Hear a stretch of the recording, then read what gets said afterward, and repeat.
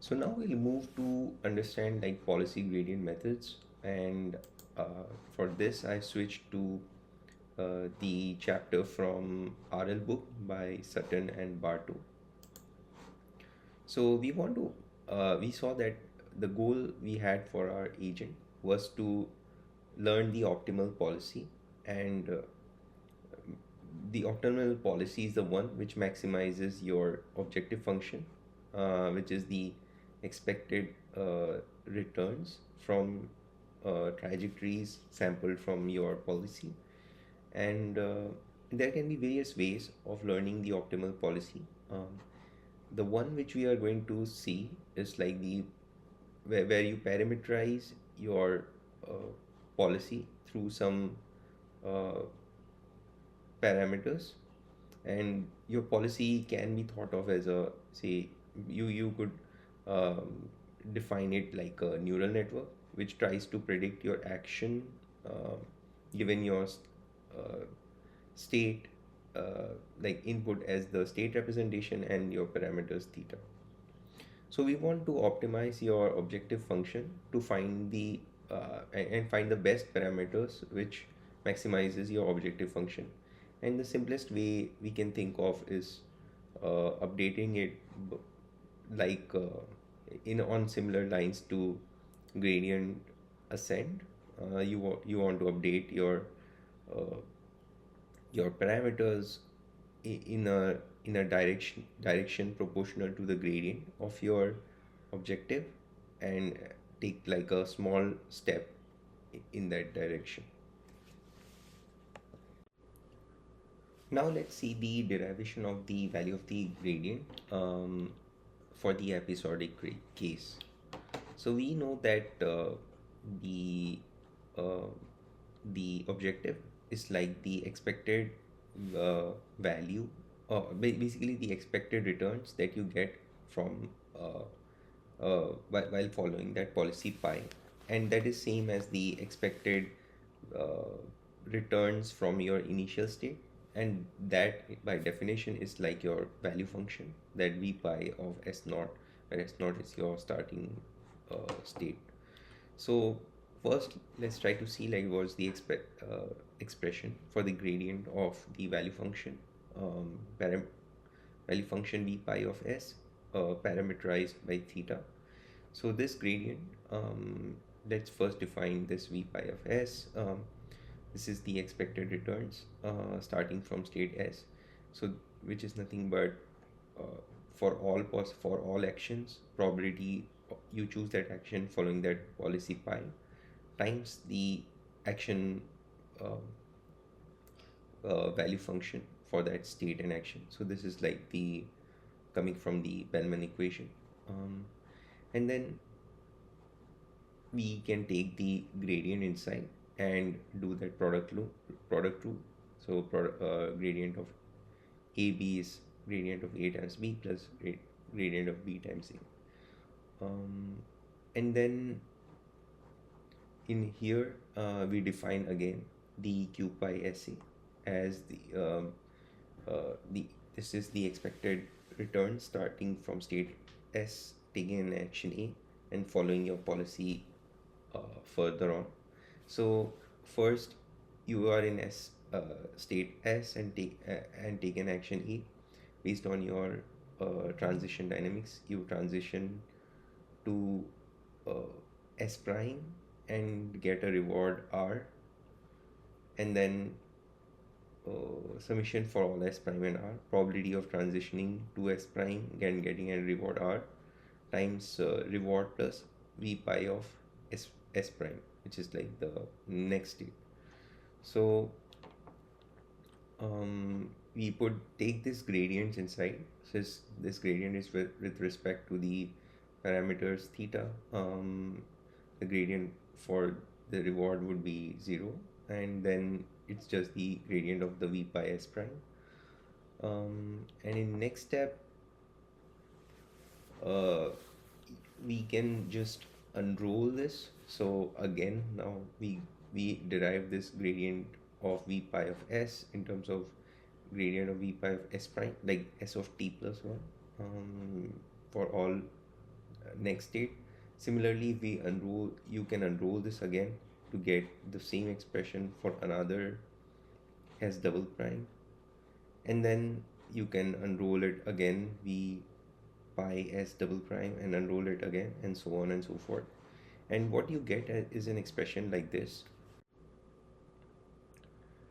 So this term is summation for all x belongs to the state space for time steps from 0 to infinity. Um, this is like the probability of transitioning from state S to X in k steps following the policy pi. And this is summation for all actions, gradient of uh, probability of taking that action given x times the action value function uh, um, evaluated at x comma a. So even though this term looks a little complicated, let me try to break it down and see this from another perspective. So what we want to find here is the um, gradient. Eventually, we would want to, what we want to optimize is the gradient of the value function for the initial state, and this can be seen as a sum of various gradients. So this if you just look at this particular term, derivative of pi of a given x, this is the direction which maximizes which this is the direction in which you, if you update your parameters, it would increase the probability of choosing that action in that state x. And basically your final gradient is a sum of like a weighted sum of terms like these, and the weights, you could think of these weights as composed of a product of two parts. Like one is the action value function, that is, if taking this action is resulting like a higher um, um, uh, gives you a higher value, basically higher expected returns, then you want to increase the uh, like the you want to move your parameters in that direction, which leads to an increase in choosing this action at this state. And also this is weighted by and like a term which is proportional to the stationary distribution of that state x. That is how likely you are to reach that state x when starting from s naught. So this term is like the unnormalized stationary distribution of state x, that is like probability that you in a long period of time your state is at state x. So let's continue looking at the gradient. So the gradient of the j theta is the derivative of the value function at s naught, uh, which is like the expected return starting at your initial state. And as we saw earlier, this is the summation over all s. Summation k is equal to 0 to infinity, probability of reaching from s naught to s in k steps when you are following policy pi times summation over all actions, gradient of that policy times the q pi sa. So now, since this is like an unnormalized probability, you can multiply and divide by summation. Suppose if we are calling this as eta of s, which is like the unnormalized stationary distribution of the state s, we can like multiply and divide it by the summation of all these terms for all states, so that this part becomes like a normalized distribution, and this becomes like the stationary distribution over the s. And you can, so since this term is just independent of your um, um, like the parameters, we can just say that the gradient is proportional to this entire term, and this again, very simply, is summation over all s the stationary distribution of that state times for that state, this particular term, which is like summation for all a gradient of uh, that policy times the action value function. Now let's look at a algorithm which uses these gradients that we derived. It's called reinforce, and you'll use Monte Carlo estimates of these uh, gradients to to to make updates to your parameter. So basically, what we want to do is update your parameter in the directional of gradient ascent. That is the in the direction which increases your objective locally. So we saw that the gradient was proportional to this summation over all states stationary distribution of s times these two terms, and this can also be written, since this is like a using this stationary distribution, we can write it as an expectation over state actions uh, sampled from your policy, summation over all a q pi sta times derivative of probability of a given st. Now, if we see here, the states, if you want to take like a Monte Carlo estimate, the states will be sampled from this pi. But for this update, you are looking at all your actions. So there's an alternate way of deriving the gradient, like an alternate expression for the same. Now this, now if you look at the expression here, uh, uh, you had multiplied and divided by this pi sa, and then you can replace the action instead of like summing over all actions and multiplying this expression by the probability of choosing that action from your policy. You can just take an sample from your policy, like choose 80 from policy pi, and this summation and this product goes away in expectation, and similarly, like this a is replaced by 80 here, um, and in expectation, even your uh, like the expected value of your q pi st80 can be replaced by in expectation by your returns from your trajectory, like gt. So this term becomes expectation of gt times derivative of pi of basically probability of st probability of 80 given st upon probability of 80 given st.